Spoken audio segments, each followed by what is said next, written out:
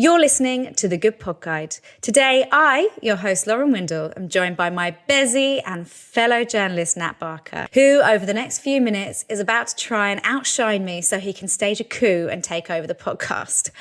Nice try, Nat.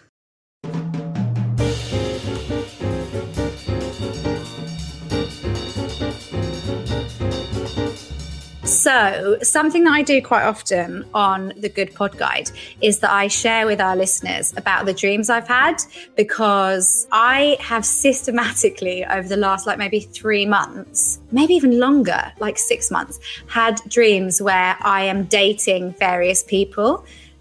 Examples would be Ben from Below Deck, the chef, Towie's Diags, Chandler from Friends, Omar Sy, that was a really good one, who plays Lupin it's often correlated with what I've been watching on TV. Anyway, so most recently I want to tell you about this one because you know one of the people involved, right? Mm-hmm. I normally wouldn't share about one that's not a celebrity because who cares? They don't know those people. But I had this dream that I was on Married at First Sight. And then at the end of the aisle when I got there was someone I already knew. So it wasn't like first sight. And it was this guy who I know called Angus. And I was like, oh, do you know what? That's actually probably better than some weird stranger because I know we get on really well. We'll have such a laugh, right? Wedding night, after the wedding, we go back to this beautiful hotel and I'm like, oh, let's go down to the bar and have a drink. In this dream, I drank as well, which is a bit weird, but not completely uncommon for alcoholics to have those dreams. So anyway, I went down to the bar and he was supposed to be heading down to meet me. For some reason, he didn't come, right? And I went back up to find out where he was. And he was sitting in our sort of honeymoon suite, having a chat with Rob, who is a friend of both of us, who's a journalist at BT Sport. And they were just shooting the breeze. And he was like, I was going to come, but then I got chatting with Rob. How rude is that? Rob is a very engaging guy. I knew you were going to say That's what I would say. That.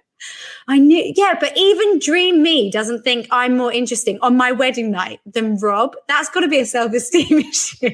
Yeah, I mean, he's got great anecdotes. I'll tell you what Rob wouldn't be doing. He wouldn't be saying, oh, I had this dream the other day. You're talking about something interesting. Would you rather that you and Rob were doing this podcast than me and Rob? No, definitely not. No. That's the right answer. Because if there's one thing the world of podcasting doesn't need, it's more straight white men. Yeah, I agree.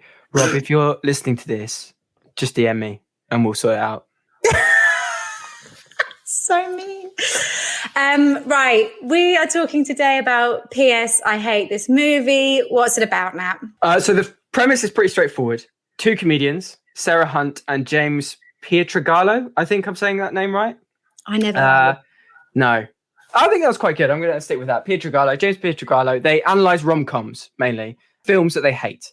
So each episode, they give it a really in-depth analysis of a new rom-com. They delve into scenes, they go through the whole thing in linear order, and then they finish up by telling you why you shouldn't watch the movie. Yeah, I didn't completely appreciate this, if I'm honest. And I thought they made some valid points, like they said about he's just not that into you. And they kind of highlighted that it feels like an unfinished story, like someone's just written a load of scenes and thrown it together. And I do think I agree with that, which I hadn't thought about because I love that film and I've watched it a lot. But when they said that, that was a bit of a realization moment for me.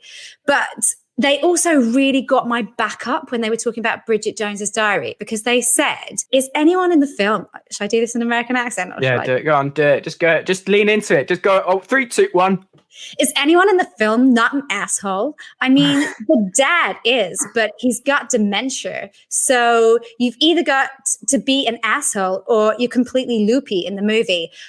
Listen, love, I have seen that film more times than I care to admit. I've read the book and the column and confirm that in no iteration does her dad have dementia. So I just think, do your research. Any moments that... Would not like to be Sarah Hunt right now. Any moments that caught your attention? Yeah, I mean, I think I agree with what you said, actually, Lauren. I wanted to like this one. I liked the concept, but I think I didn't find it that engaging. And it feels like kind of like every episode, it feels like a bit the same.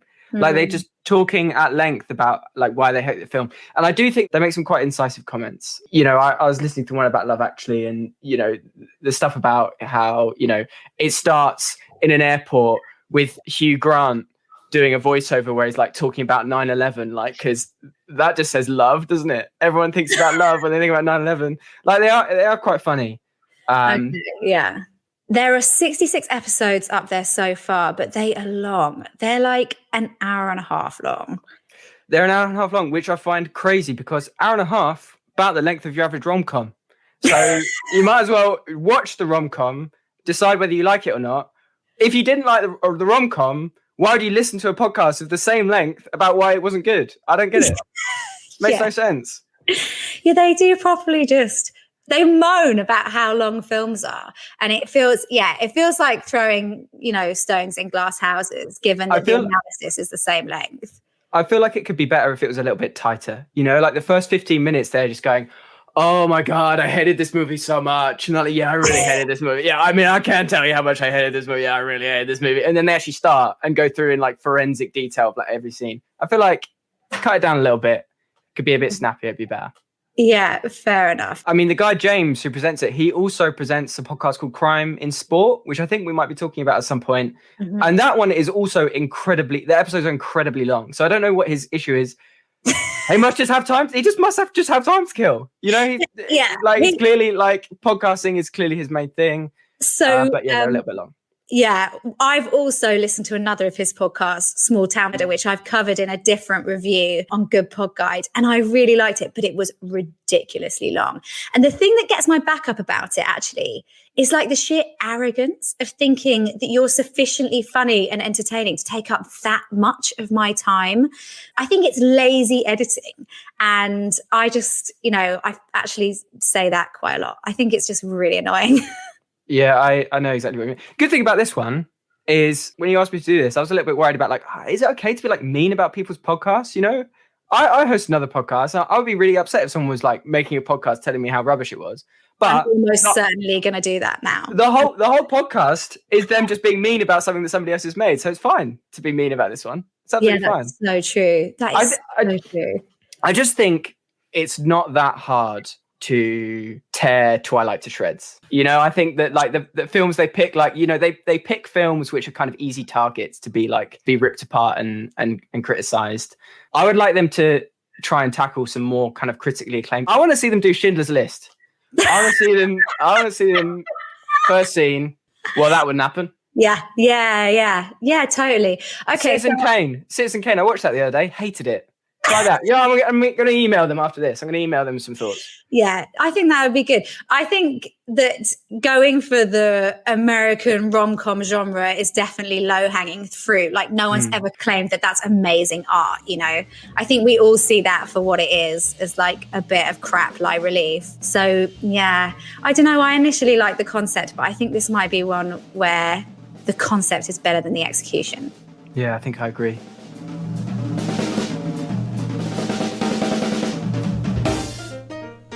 In the next episode, me and my mate Nat talk about the joys of an Aussie accent as we review Unravel True Crime Podcast.